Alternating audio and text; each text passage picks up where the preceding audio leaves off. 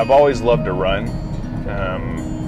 since I was little, going into college, signing up for races here and there. It's just something that I enjoy doing. It clears my mind. When I don't run, I find myself getting foggy almost. So it's a stress reliever in a way, just to get out there and just go. So I'm originally I was born in San Angelo. We lived out in West Texas, lived in Garden City. I got grandparents that are farmers in St. Lawrence and then ranchers in Sonora. I graduated from Miles. That's where I spent most of my childhood growing up. Graduated from that little town of 800 people. And now I live in Fredericksburg. So I wasn't sure about Fredericksburg when I first moved there. Brian, growing up, I was just talking to him a while ago that if you asked this question, I was going to tell him that he is the cause of most of my gray hairs. Brian still is a very energetic person. As a child, he kept Dean and I on our toes. But I always told him when he was little that God gave him this energy for a reason. He was going to use it in some way and impact others' lives somehow. I didn't know how, but I just knew that any child with that much energy, there was a reason for it. I think people run ultra marathons. It's funny. It's not these young tiny people that you would think would run, sub 2 hour marathons and that are running these ultras. It's more average looking people out there running these things, and it's not like I said, it's not younger people. It seems to be people in their 40s, maybe 50s. I mean, I watched a guy finish the Rocky Raccoon. He was probably 72 out there finishing it. I think it's funny because it seems like it's all these older people because they got demons. They're just mad at the world out there running. You get out there, and when you're running 50 plus miles, you're just mad and angry, it seems. But all jokes aside, it's an interesting. It's like a club of people out there. When you go out there, everybody seems to know each other. Everybody gets along. It's an interesting vibe when you're running, with people for 24 or 36, 48 hours. I mean, some of these races are 3 days, so it's pretty incredible. I turned 30 in March, and my wife was like, "Hey, let's go skiing. Let's go to Vegas. Let's do something for your 30th birthday." And I thought about it, and I got back to the next day, and I said, you know what? I think I'm going to run a 100K race. And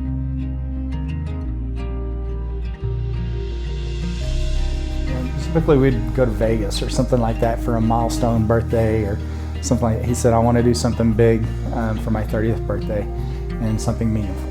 And so he said he was going to run this ultra marathon, and I thought, well, I wasn't super shocked because he's a very goal-oriented person, and when he sets his mind to something, if he has a mark to try to achieve, I don't know him to miss them very often. So it's not shocking, but it is quite an endeavor. Oh, Brian running an ultra, you're crazy. First of all, I need to back up. First of all, I had to find out what is an ultra. And when I found out he was going to do 62 miles, I was like, you are insane. And then when Lachey proceeded to tell me she was going to try to run part of a lap with him, I was like, both of y'all are crazy. What are y'all thinking? I had never ran a marathon until last weekend. The furthest I had run was 13 point, half marathon is 13.1. And so, yeah, that's another reason everybody thought I was crazy for running an ultra marathon, because I never ran even a full marathon. So last weekend I paced a friend of mine at the Rocky Raccoon 100-mile race, and I was supposed to pace him for 50 miles. I ran 36 with him, and I started having some really intense foot pain, and it got to the point where could I have finished limping? Yes, but I've got a bigger race coming up in March, so I decided to quit at 36, save my feet, and get healthy again. Training has been interesting. It's one of the hardest things, one of the biggest hurdles that I've encountered during training is just finding time to run. You know, when you first start out running 3 or 4 or 5 miles, you know, you can knock that out in a decent time, but I'm having to find myself, you know, getting kids ready for bed. Once they go to sleep, hang out with my wife for a little bit too, because I don't get to see them very often. Spend some time with her, let her go to sleep, and I'll go, you know, I'll go for a 20-mile run at 12 o'clock in the morning. So finding time, it's hard to do when you're running, you know, 20 plus miles and 3 hours at a time, 4 hours at a time. Timing's the biggest issue.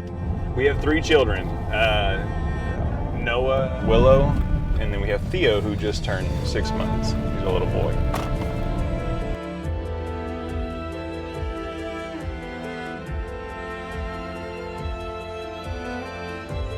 Noah made me a Gigi. He was my first grandchild, and he was born at the end of December. My daughter Brianne and I drove down there because they were inducing Lachey that day, and after he was born, you know, I had friends that tell me, you know, you just wait, because you talk to these people and they're like, oh yeah, their grandparents are kind of crazy. But let me tell you, when they put that grandbaby in your arms, your world is turned completely upside down, and you don't think you can love anybody as much as your kids until they put those grandbabies in your arms, and your whole world is just turned around. Brianne and I were driving back to our friend's house that night after Noah was born, and all the lights in Fredericksburg were still up for Christmas.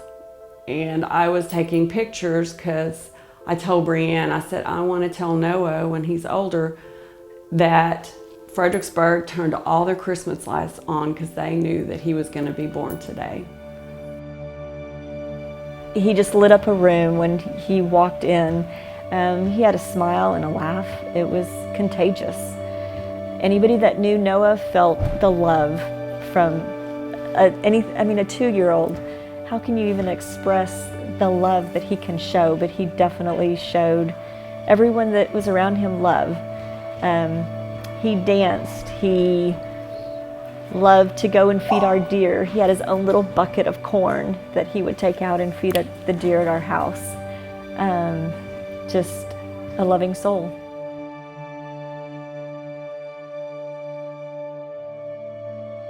Noah was a sweet little boy, my grandson, which I just fell head over heels in love with that little boy. He might sound strange to say your little baby boy grandson is your best friend in the whole world.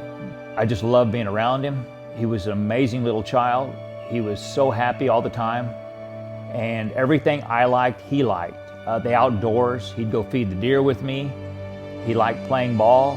He just would never stop throwing a ball. He could care less about the dolls. He was just all boy, 100% boy, and fearless.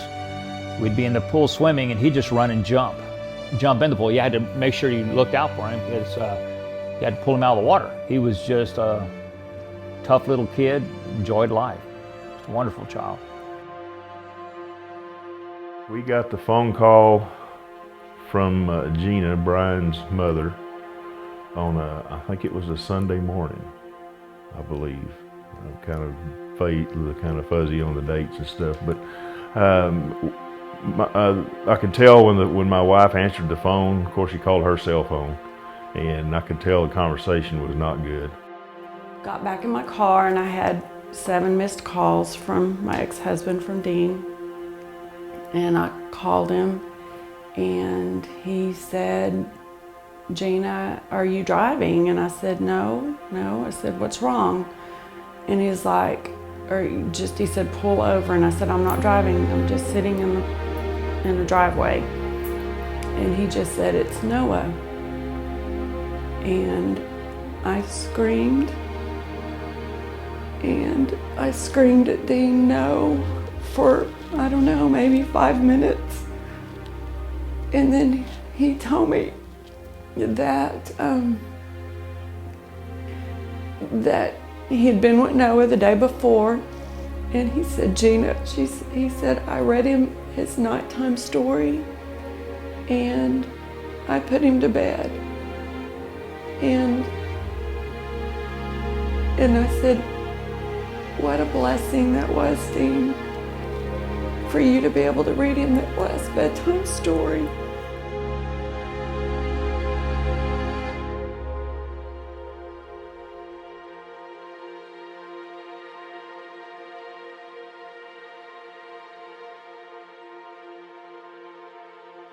So when when I broke the news, you know, we all just sat in the kitchen. I remember it like it was yesterday. Just sat in the kitchen, all cried together, and we're just at a loss. So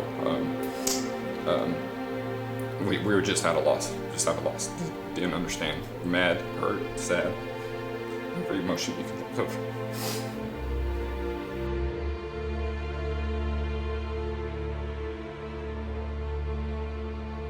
We were driving through the funeral procession, and the streets, the entire city was lined with balloons. Every street had balloons on it, all in memory of Noah. Everybody, all their businesses, all the restaurants, wineries, they all had balloons outside.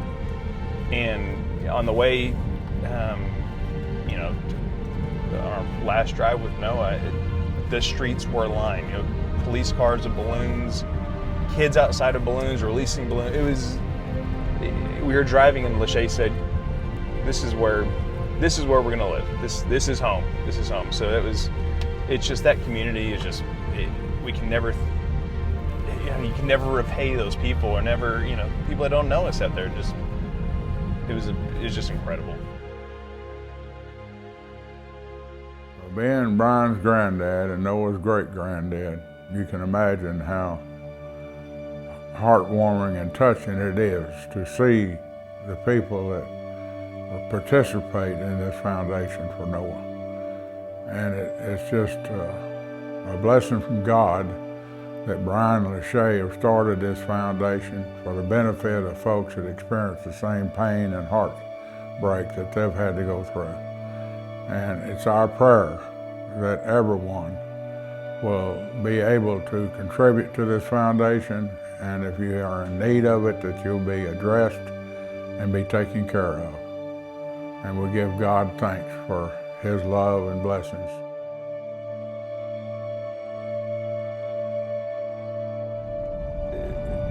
We had a friend of ours start a GoFundMe, and when you're trying to grieve, you have everybody asking these questions. Well, you need to pay for this. We need to buy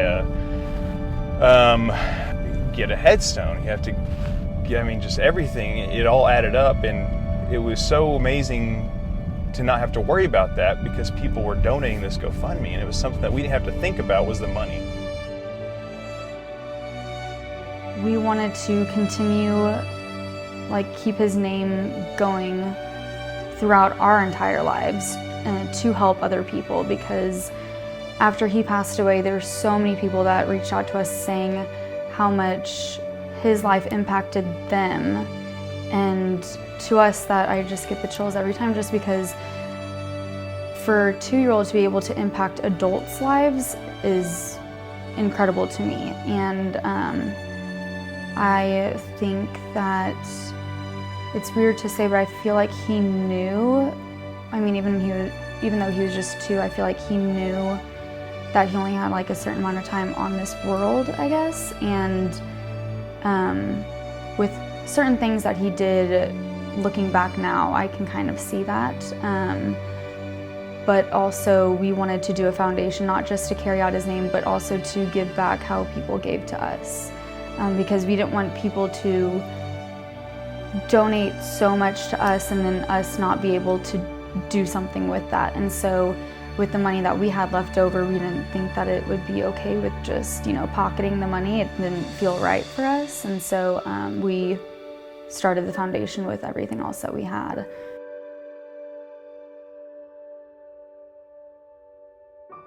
When Brian and I talked about this, just feeling that he left his mark on us. And that's permanent. And so the foundation to me, it's a perfect name for it, because he is leaving his mark on more lives even after he's gone. And so it just makes perfectly good sense that that Noah's Mark is what the foundation is named, just because he's leaving his mark, even though he's already, you know.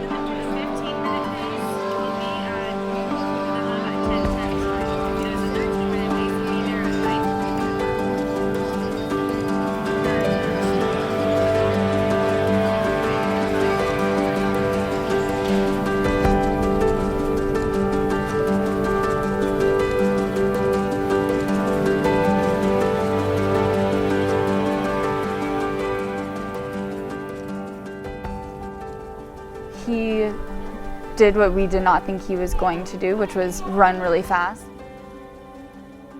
Well, I got a knock on the door from one of the volunteers saying that Brian was going to be back down in like 10 minutes, and me and my mom were asleep. And so that was a big shocker, because we were actually waiting for like another 2 hours. He wasn't supposed to be there. But anyways, so I got it ready as quickly as I could, ran down, and he was ready to rock and roll, like did not want to waste any time. So we went after it, and I thought it was going to be just this leisurely walk where we could spend time together and all sorts of stuff, but no, it was running, a lot of running.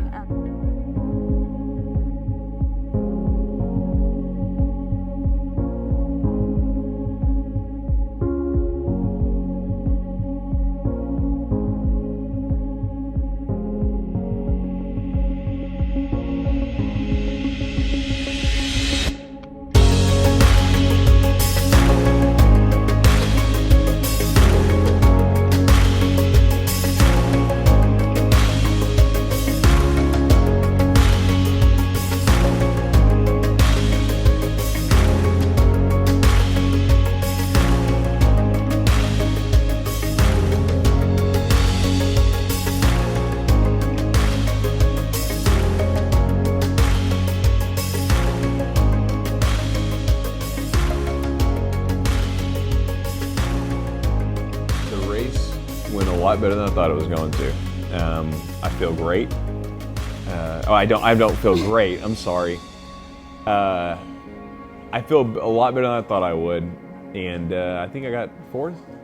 So it ended up. I didn't plan on it turning into a race, but it turned into a race for me. I just wanted to finish at first, but it was good. I feel like everything hurts now. Everything hurts. I'm tired. My eyes hurt.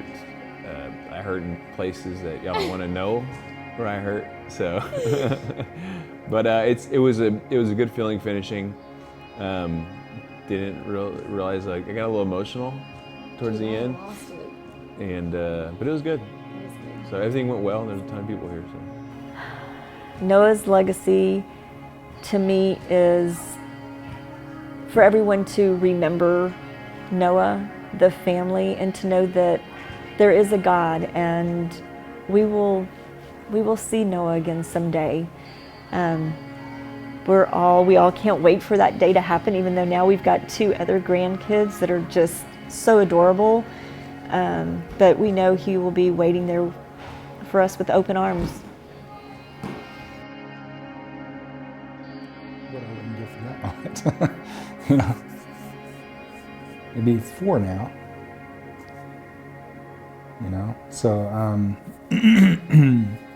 I can just imagine us hanging out, and who knows what we'll be talking about. But if I could say something to Noah, I'd say, I miss you, buddy, and Paul loves you very much.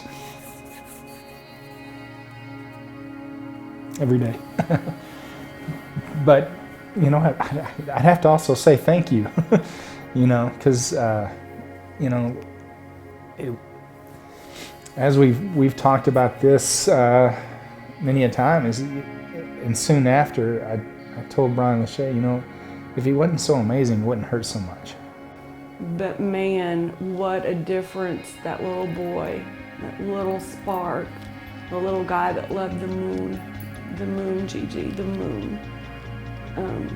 You know, what a huge mark he made on this world. And I just want to live to be a good person for him and to get to heaven to see him. That's, man, if that's not a motivation to start doing more for others and helping, you know, I don't know what is.